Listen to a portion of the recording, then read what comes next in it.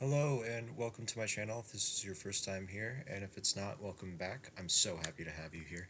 Maybe it would help if no, I'm using that. Uh, My laptop has been slowing down and I probably need to clear my cache, but that is neither here nor there. Jesus. There is a hole in my windowsill, and I think ants live in that hole. And we saw an exterminator truck a while ago, but in the last 30 minutes, I've maybe killed 40 ants. It's it's obnoxious. Anyway, um, again, welcome back to my channel.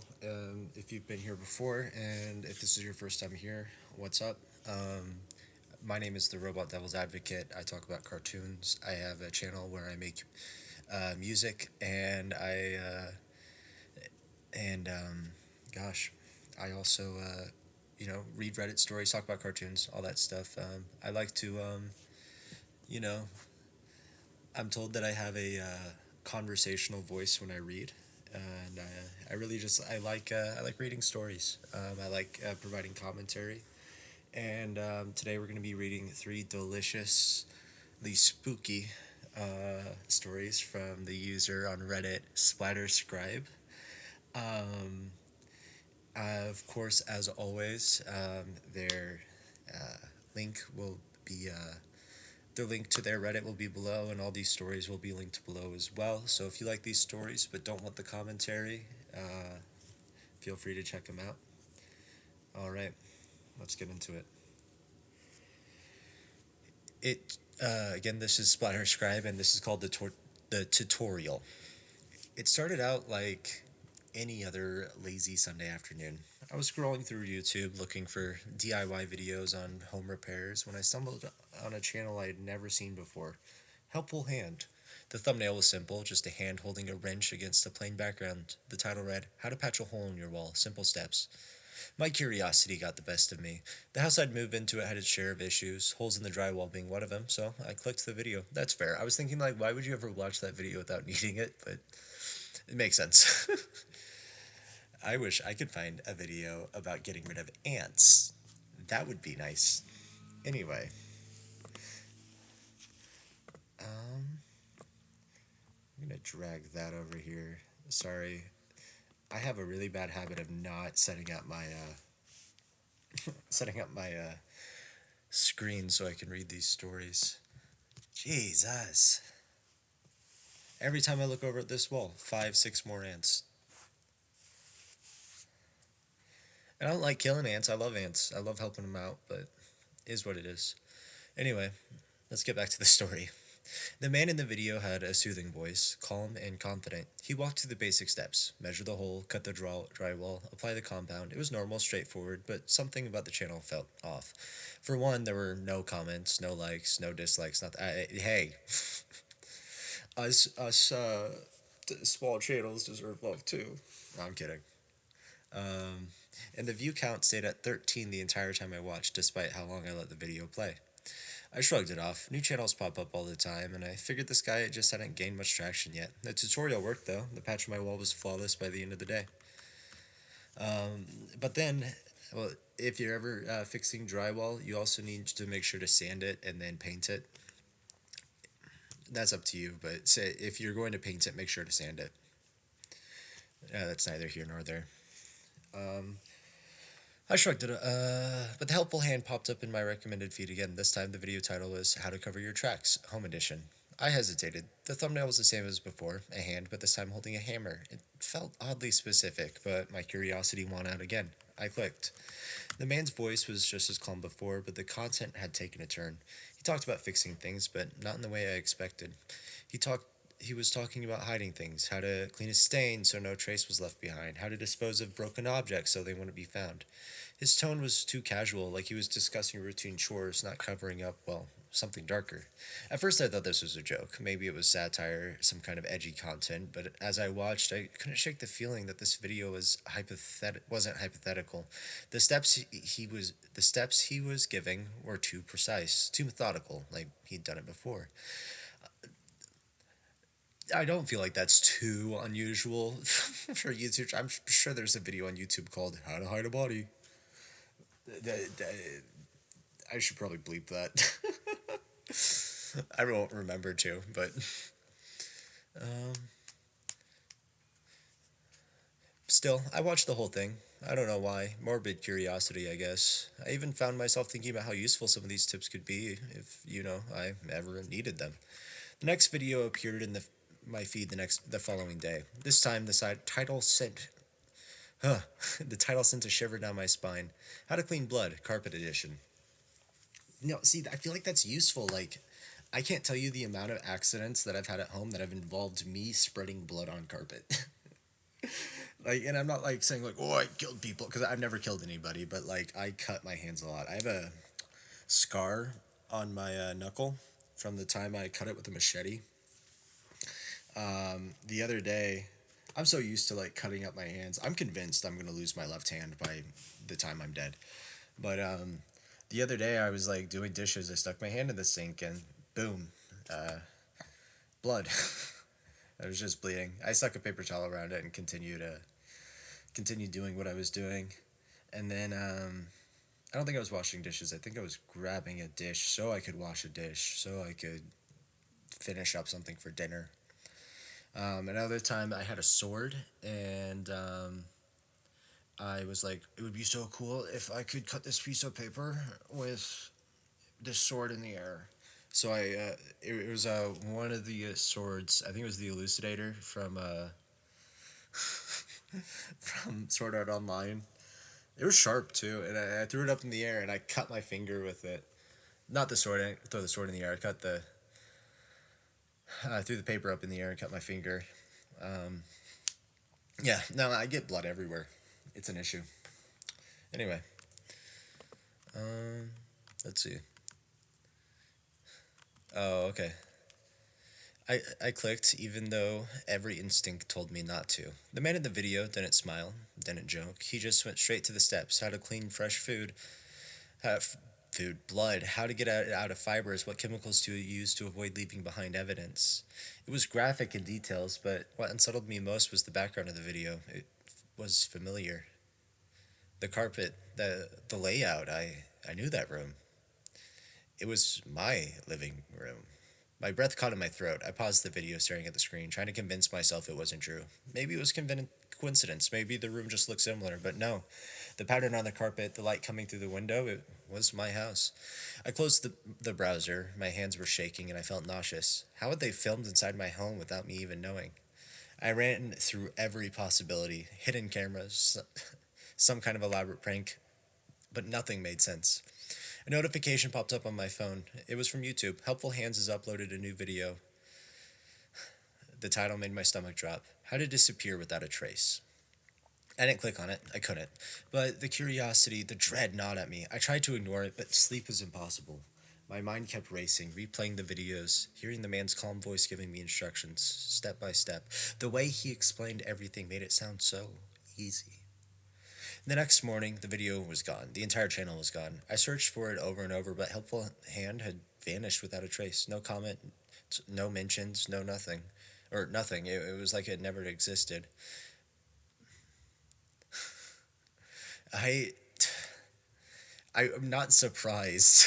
YouTube probably shut that shit right quick once they realized what the content was. But that night, I woke up to a notification on my phone. Helpful Hand is live now. How to bury a body. I stared at the screen, my heart pounding in my chest. The thumbnail was a grainy, low-resolution image of my backyard. I recognized the garden bed. No, this is so good. Oh, this is horrifying. Okay. The one I dug up just last spring. Against my better judgment, I clicked. The video was shaky, dark, but unmistakable. The camera was outside my house in the backyard. The light from the street lamp cast long shadows across the grass. The voice from my previous videos returned low and soothing, as if it were whispering directly into my ear. The first step is to dig deep, the man said. You don't want anyone to find it. Use a shovel. Start near the fence. The camera panned slowly, stopping at the exact spot where I was supposed to dig. I froze, my blood running cold. There was a shovel leaning against the fence, the same one I'd left there after doing yard work earlier that day. The next step is to make sure the body is wrapped tightly. Plastic is best. My heart raced as the camera moved again, this time focusing on a dark shape on the ground. It looked like a bundle, wrapped in plastic, barely visible in the darkness. The camera zoomed in. The plastic shifted slightly. Something inside moved. I threw my phone across the room, my mind screaming at me to get out of the house, to run, but I couldn't move. I was paralyzed by fear, by the weight of what I was seeing. My phone buzzed again, a new notification. Helpful Hand has replied to your comment. Your turn. I hadn't commented. I hadn't said anything, but the notification was there, staring back at me. I picked up the phone, hands shaking, and opened up the app again. The live stream was still playing. The camera was closer to the bundle now. The plastic ripped slightly, and something pale, something human, was visible beneath it. I couldn't breathe. The voice continued, calm and unshaken. The final step, the man whispered, is to make sure you're ready. I blinked, trying to comprehend his words. Your shovel's already outside. The plastic's ready. You'll know when it's time. My heart stopped. The realization hit me like a tidal wave. This wasn't a tutorial on cleaning up after a murder. It was a tutorial on preparing for mine. The camera zoomed out one final time, and there I was, standing at the back door in the reflection of the window, watching myself. The live stream ended. Oh, that's so good. That is so good. Oh, man. Chills. Oh, man. I love that it was short. I love that it was sweet. One of the issues I'm having right now is there's this guy I'm gonna have to end up like reading one story at a time for his, because his videos are so long. But this is or his stories are so long, but this was so nice. It's short and sweet, just how I like it. Let's go to the next one. This next story is by the same guy. His name is Splatter Scribe, and it's called Out of the Frame.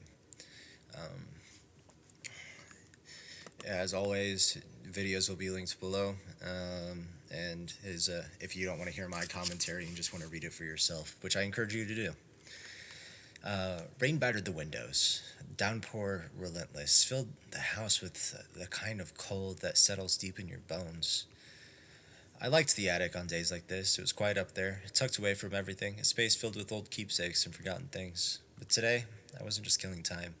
Something had bothered me. It started last week when I was flipping through one of the old family albums. I wasn't looking for anything specific, just turning pages, drifting through birthdays, holidays, lazy summer days.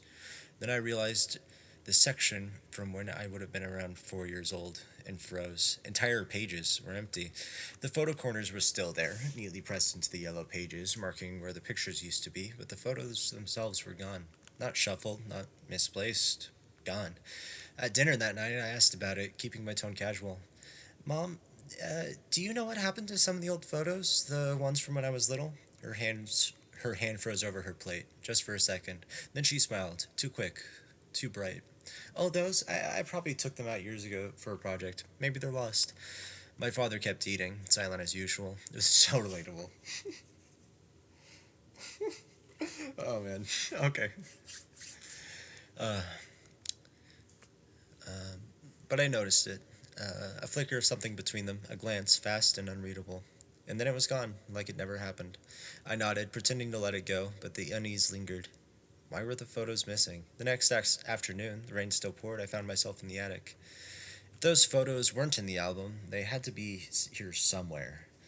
I searched through old boxes, shifting dusty furniture aside until I found a small wooden box hidden behind a trunk. Oh, this is such a good setup. I love photograph horror. The burn photo is a great example of it. What's the other one? It's the game. The Life is Strange. Life is Strange is another fantastic example of it. Oh, okay. All right. The next afternoon, the rain still poured, and I found myself back in the attic. If those posts weren't in the album, or those photos weren't in the album, they had to be here somewhere. I searched around old boxes, shifting dusty furniture aside until I found a small wooden box hidden behind a trunk. The latch was rusted, and my hand shook as I pried it open. Inside were photographs, old, worn at the edges, slightly curled from age. I pulled one out, and the ground seemed to tilt beneath me. It was me, or at least a little girl who looked exactly like me. But the woman beside her wasn't my mom. She had wild, curly hair, soft, tired eyes. There was a warmth in her smile, a tenderness that made my chest ache, though I didn't understand why. She was holding the little girl's hand, my hand, like it was the most natural thing in the world. I turned the photo over. Written on the back in shaky handwriting was a single word: Lily. That wasn't my name. Heart pounding, I shuffled through the rest of the photos. Same woman, same little girl. They were at a park baking cookies, curled up on a couch with a book. There were no photos of my parents, the ones who had raised me. The knot in my stomach tightened. I spent hours at the library that evening, combing through old newspapers. When I finally found what I was looking for, the room seemed to shift around me, the walls closing in. Margaret Thompson found murdered. Daughter Lily missing. Oh, Jesus. A murder kidnapping? That's so cool. Uh, Not like typical photograph horror, but this is still really good. Oh, man. I'm going to keep reading. Authorities suspected kidnapping, but no suspects were ever found. A grainy photo accompanied the article, a photo of the missing girl. She had dark hair, wide, familiar eyes, my eyes. When I got home, the house felt different. The walls seemed depressing. Oh, man. Too close, and the air felt heavier than before, as though something had shifted while I was gone. I climbed the stairs slowly, my wet shoes squeaking against the hardwood floor. Every step felt heavier than the last. In my parents' bedroom, I searched through the drawers and closets until I found another box tucked beneath their bed. Inside were more photographs, pictures of the woman from the attic, Margaret Thompson. At the very bottom, folded carefully, was a newspaper clipping. Reward offered for information on missing girl. Printed in bold letters at the bottom was the name that had once been mine, Lily Thompson. The floor creaked beneath me. I turned slowly, the weight of the truth crashing down on me all at once. Alice, the woman I had called Mom, stood in the doorway, her expression calm, her eyes dark and unreadable. You weren't supposed to find that, she whispered. Behind her, Jack, the man I thought was my father, stepped into view, his hands buried deep in his pockets. He didn't look angry, just disappointed. Classic dad. This is such a classic dad. For a moment, none of us moved. The only sound was the steady drip of rain against the windows. Then Alice smiled. It spread slowly, like a crack forming across a mask. Okay, I really liked this one. Like, I like how short these author stories are. I can't tell you, like, my one video that I've been trying to, like, I edited it. It took all day long to get it exported from my audio software onto my editing software, my video editing software, and then to download from my video editing software. And it's so long that my computer cannot handle how long it is. And I only read 3 of his stories. So this is such a relief. I'm very excited to see where we go from here. No, it was so good that the what the author is doing so far is really good. The really tight pacing. Like, we have like introduction to the horror, which is not something you see a lot, but introduction to the horror, and then you have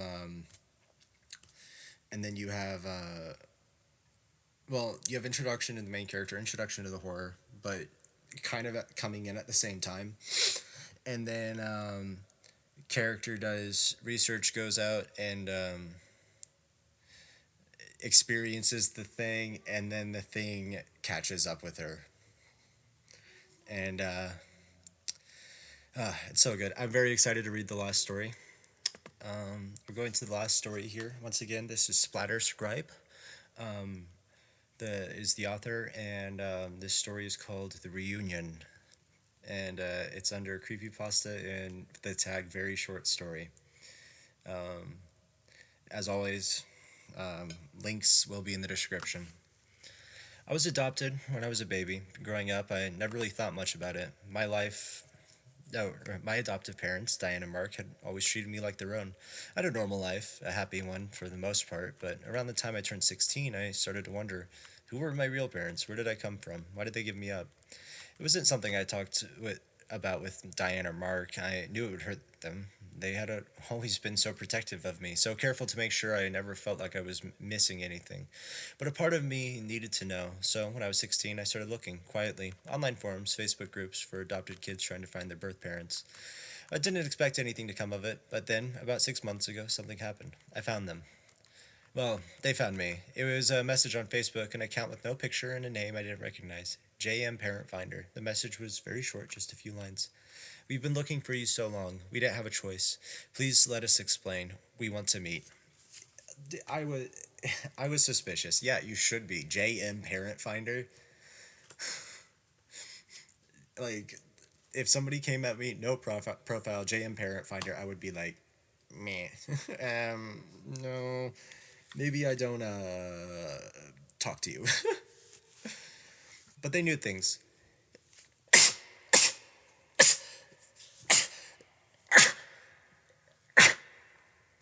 I sneeze a lot. I'm sorry.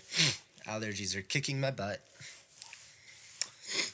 But they knew things. Things that no one could have known unless they were my real parents. My original birth name, the name of the adoption agency, the small details of where I was born. All the stuff my adoptive parents had been careful to keep private. So I believed them. They started talking, little by little. They told me about themselves. They had been too young when they had me, too young to take care of a baby. They had tried, but it was too much. So they made the hardest decision of their life and gave me up for adoption. They never stopped looking for me, though. They said they always wondered where I was, if I was happy, if I'd hate them if we ever met. I didn't tell Diane and Mark. I knew it would hurt them. I knew they'd feel betrayed. This was something I had to do on my own. I wanted to meet my real parents, just once, to see if I could fill the gap that had been growing inside me for years. We planned to meet, but right on the night before my 18th birthday. I'd be legally an adult, and I wouldn't need permission to go anywhere. Still, I didn't want Diane and Mark to know, so I decided to sneak out. My parents, the ones I was about to meet, agreed. They said it would be too hard for me to explain everything right now, that it would be better to keep it between us until we had a proper reunion. That's where I would say, like, actually, that's super weird of you to say. I'm going to go ahead and tell Diane and Mark. I wouldn't tell them that, but like just so they know where I'm at. Like just as a general rule, like when you go out somewhere, whether you're hiking, on a date, meeting up with a friend, it's always good to let somebody know where you're at just in case something happens. Like I'm not saying like these people are going to kidnap and murder you or something like that. But at the same time, like just telling a friend like hey this is where I'm going, or telling your parents like hey this is where I'm going, this is who I'm meeting up with, it's good for somebody to know just in case something happens along the way, like you get into a car accident or something like that. Anyway, so I packed a bag and snuck out of the house that night. My heart was racing, but it was more from excitement than fear. I was finally going to meet them. We were meeting at a gas station just outside of town. That's sketchy. A place I knew but never really paid much attention to. They said they would pick me up there and take me to their home for the weekend. And you're not telling Mark and Diane? They're going to be freaking out. When I got there, it was dark and mostly empty. A few cars were parked near the pumps, and off to the side, I saw an old, beat up minivan. The headlights flashed twice when I approached. That was them. I took a deep breath and walked over. As I got closer, I could see them, a man and a woman sitting in the front seat smiling at me. The woman waved and smiled back. This was it. My real parents. I climbed into the back seat. The van smelled faintly of old leather and fast food, but I didn't care. I was here. I was finally with them. Hi, sweetheart, the woman said, turning to face me. You have no idea how long we've been waiting for this. Her voice was warm. She reached out to squeeze my hand. The man didn't say anything, just smiled and started the van. He pulled out of the gas station, heading down a road I didn't recognize. They asked me about my life, how school was, if I had any close friends, if Diane and Mark were treating me well. It all felt normal. A little stilted bit, maybe, but I figured they were just nervous too. It's not every day you meet your kid after almost 2 decades. After about 15 minutes, the road turned darker, and I started noticing we were heading away from town. The trees became denser, the houses sparser. It was subtle, but something in the air changed. My stomach nodded, but I told myself it was just nerves. We're almost there. The 1 second, I think somebody's knocking on my door. We're almost there, the woman, Julia, she said her name was, said with a smile.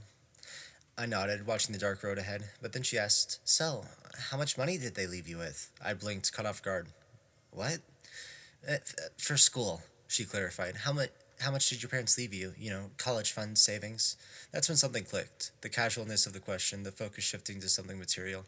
I shrugged it off, laughing nervously. It was just an awkward attempt at small talk. A few minutes later, Julia asked, Have you ever left the house alone like this before? I froze. No, not really. Just with friends sometimes. Good, she said softly as if reassuring herself. That's good. The atmosphere in the van changed. My palms started sweating. Something wasn't right. Why did that question make me feel so wrong? The road became bumpier as we passed a no trespassing sign, turning onto a dirt path. It was darker now.